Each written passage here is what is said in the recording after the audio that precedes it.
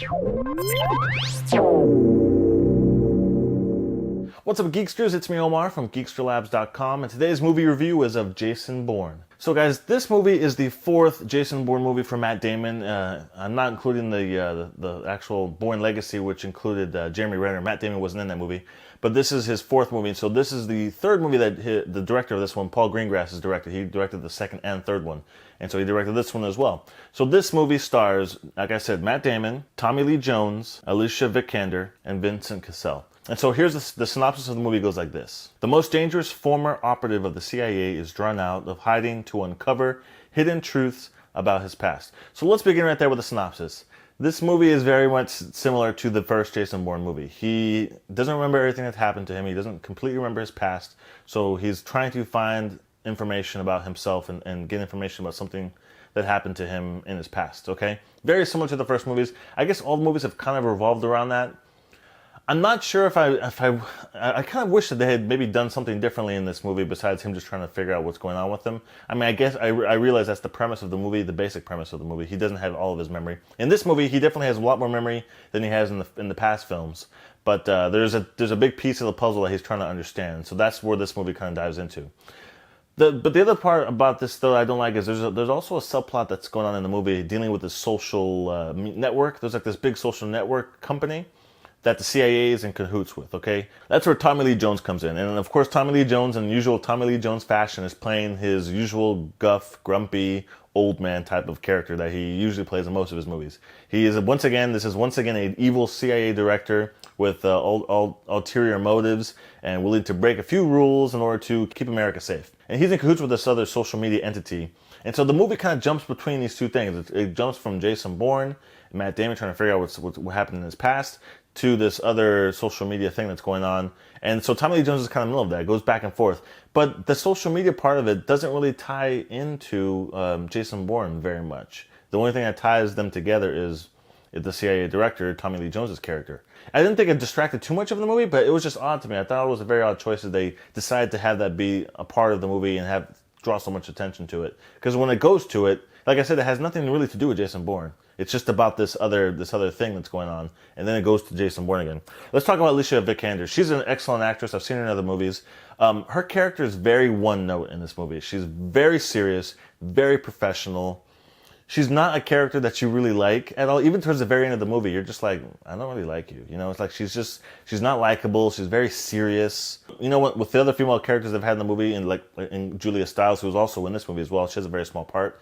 Her character was someone that you kind of liked. There was something about her that you kind of rooted for her a little bit.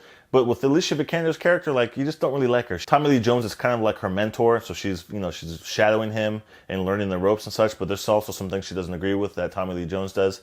So she's kind of just there. And so I'm not sure why her character, I don't know if they really needed her to be in the movie. I mean, she's kind of the person between Jason Bourne and Tommy Lee Jones, in some instances. But her character was, I don't know, I guess I just kind of wanted to root for her a little bit more or feel something for her, but she's pretty much an icy, professional, serious type of person in the film. But Matt Damon, once again, did an awesome job as Jason Bourne. This dude, he seems like he's getting younger. He's really jacked, looking like he's in really awesome shape. Awesome action scenes. The one thing I will say about the direction when it comes to Paul Greengrass has some really awesome action set pieces. There's a chase scene in this movie on a motorcycle. At the same time, a riot is going on. I can't remember what country it's in.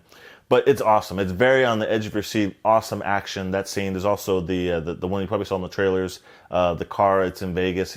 Jason Bourne's driving around, crashing into things. That's very action packed. Very cool, awesome action sequence. And there's some very good fight scenes as well.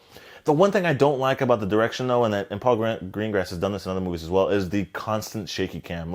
I wish they would just hold the camera fixed and just allow you to see what's happening. It's just really quick cuts between the action, really crazy shaky cam. So in some fight scenes and some action scenes, you're not quite sure exactly what's happening, who's hitting who, where they are in the space and that type of thing. So, and there's actually even when there's not action scenes, there's a lot of shaky cam. The camera's constantly moving. I mean, I get it kind of gives it a frenetic, in certain scenes it kind of requires that because it builds that tension a little bit because it's frantic. But there's some scenes where they're just people talking and sitting down talking, and the camera's still constantly moving. I don't know, it just became a kind of a distraction for me. It was very surprising to me when I did see a scene that was shot with a still cam that wasn't moving.